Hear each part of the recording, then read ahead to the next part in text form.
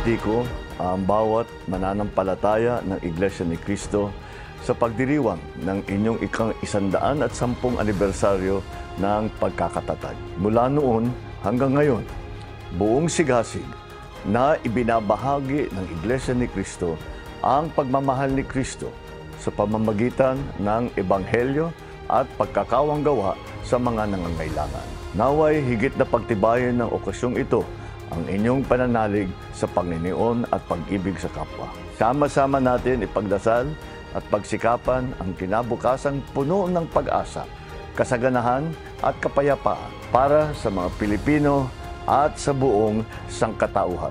Dagdag pa rito, ipanalangin din natin ang patuloy na kaligtasan ng ating bansa at ang muling pagbangon ng ating mga kababayan mula sa mga nagdadaang kalamidad at mga kasalukuyang pagsubok. Umaasa ako na ang buong Iglesia ni Cristo sa patnubay ni Ka Eduardo Manalo ay patuloy na magiging katuwang ng pamahalaan sa pagsulong ng isang maunlad at mapayapang bagong Pilipinas. Muli, isang maligaya at mainit na pagbati sa inyong ika-110 anibersaryo ng pagkakatatag.